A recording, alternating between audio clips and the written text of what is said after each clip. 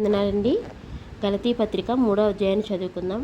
ఓ వేకేయులైన గలతీలారా, మిమ్మును ఎవడు భ్రమపెట్టెను? సిలువబడినట్టుగా యేసుక్రీస్తు మీ కన్నుల ఎదుట ప్రదర్శింపబడెను కదా. ఇది మాత్రమే మీ వలన తెలుసుకొనగోరుచున్నాను. ధర్మశాస్త్ర సంబంధ క్రియల వలన ఆత్మను పొందితిరా, లేక విశ్వాసముతో వినుట వలన పొందితిరా? వీరింత అవివేకులైతిరా. మొదట ఆత్మానుసారంగా ఆరంభించి ఇప్పుడు శరీరానుసారంగా పరిపూర్ణులగుదురా? వ్యర్థముగానే నీ కష్టములు అనుభవించుతురా?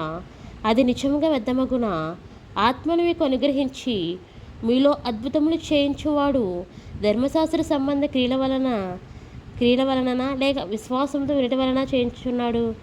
అబ్రహాము దేవుని నమ్మెను, అది అతనికి నీతిగా ఎంచబడెను. కాబట్టి విశ్వాస సంబంధులే అబ్రహాము కుమారులని మీరు తెలుసుకొనుడి.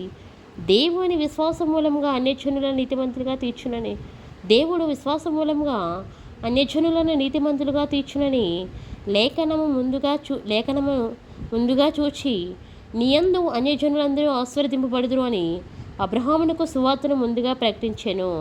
కాబట్టి విశ్వాస సంబంధులే విశ్వాసము గల అబ్రహాముతో కూడా ఆశీర్వదింపబడుదురు. ధర్మశాస్త్రము విధించిన క్రియలకు సంబంధులందరూ శాపమునకు లోనై ఉన్నారు. ఎందుకనగా ధర్మశాస్త్ర గ్రంథమందు వ్రాయబడిన విధులన్నీ చేయుటందు నిలకడగా ఉండాలని ప్రతివాడును శాపగ్రస్తుడు అని వ్రాయబడి ఉన్నది. ధర్మశాస్త్రము చేత ఎవడునూ దేవుని ఎదుట నీతిమంతులను తీర్చబడను సంగతి స్పష్టమే. ఎలా అనగా నీతిమంతుడు విశ్వాసం మూలంగా జీవించును. ధర్మశాస్త్రం విశ్వాస సంబంధమైనది కాదు, కానీ దాని విధులను ఆశ్రయించువాడు వాటి వల్లనే జీవించును. ఆత్మని గూర్చిన వాగ్దానం విశ్వాసం వలన మనకు లభించినట్లు అబ్రహాం పొందిన ఆశీర్వచనము క్రీస్తు యేసు ద్వారా అన్యజనులకు కలుగుటకై క్రీస్తు మన కోసము శాపమై మనల్ని ధర్మశాస్త్రం యొక్క శాపము నుండి విమోచించెను. ఇందును గూర్చి రాణి మీద వ్రేలాడిన ప్రతివాడును శాపగ్రస్తుడు అని వ్రాయబడి ఉన్నది. సహోదరులారా, మనుషురీతిగా మాట్లాడుచున్నాను. మనుషుడు చేసిన వడంబికైనను స్థిరపరచబడిన తరువాత ఎవడునూ దానిని కొట్టివేయడు, దానితో మరేమీ కొలుపుడు. అబ్రహామునకును అతని సంతానమునకును వాగ్దానములు చేయబడెను. ఆయన అనేకులను గూర్చి అన్నట్టు సంతానములకును అని చెప్పక ఒకని గుంచి అన్నట్టు నీ సంతానమునకు అనేను. ఆ సంతానము క్రీస్తు. నేను చెప్పినదేమనగా 430 సంవత్సరములైన తర్వాత వచ్చిన ధర్మశాస్త్ర వాగ్దానమును 430 సంవత్సరములైన తర్వాత వచ్చిన ధర్మశాస్త్రము వాగ్దానమును నిరర్ధకం చేయనంతగా పూర్వమందు దేవుని చేత స్థిరపరచబడిన నిబంధనను కొట్టివేయదు. ఆ స్వాస్థ్యము ధర్మశాస్త్రం మూలంగా కలిగినలా ఇక వాగ్దానం మూలంగా కలిగినది కాదు. అయితే దేవుడు అబ్రహామునకు వాగ్దానం వలనే దానిని అనుగ్రహించెను. అలాగైతే ధర్మశాస్త్రం ఎందుకు? ఎవనికి ఆ వాగ్దానము చేయబడినో ఆ సంతానం వచ్చే వరకు అది అతిక్రమమును బట్టి దానికి తరువాత ఇయ్యబడును.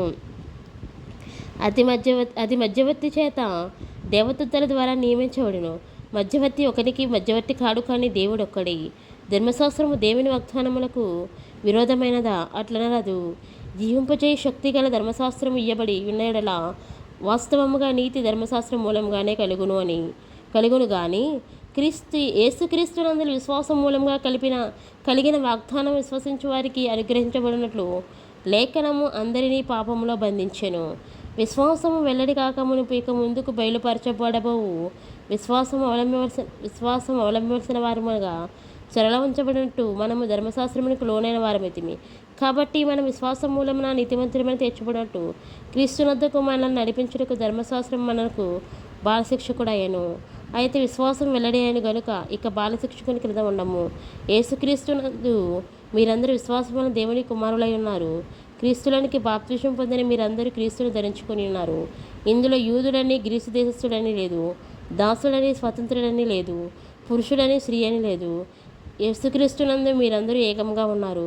మీరు క్రీస్తు సంబంధులైతే ఆ పక్షమందు అబ్రహాం యొక్క సంతానమై ఉండి వాగ్దాన ప్రకారం వారసులై ఉన్నారు. దేవుడు తన పరిశుద్ధమైన వాక్యం దీవించి ఆశీర్వదించును కాక. ఆమేన్.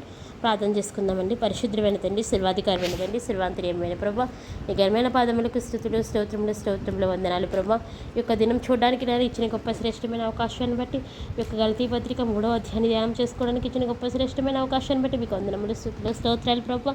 అయ్యా తండ్రి, యొక్క వాక్యాన్ని విన్న బిడ్డలను జ్ఞాపకం చేసుకోండి అయ్యా ప్రభా. తండ్రి, నూరంతల ఆత్మతో నాయన వారికి మంచి ఆత్మని మంచి ఆరోగ్యమును బలమును నాయన ఆయుష్నిచ్చి నడిపించండి. వారికి కలిగిన ప్రతి అవసరతను మీ ధర్మంలో తీర్చండి. వారికి నాయన ఏ అనారోగ్యమైన స్వస్థపరచండి.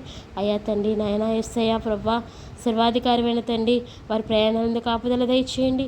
ఈ వాక్యం ముందు నిరంతరంగా ఫలించడానికి మాకు వాక్యం మా హృదయంలో క్రియ జరగడానికి సహాయం చేయండి. మారు మనసుకు తగిన క్రియలు ఫలించడానికి సహాయం చేయండి. రక్షణ భాగ్యం లేని వారికి రక్షణ భాగ్యాన్ని దయచేయండి. మా ఆయన రక్షణ భాగ్యం పొందుకున్న వారు మారు మనసుకు తగినట్టుగా జీవించడానికి సాయం చేయమని యేసు నామములో వేడుకుంటున్నాం తండ్రి. ఆమేన్.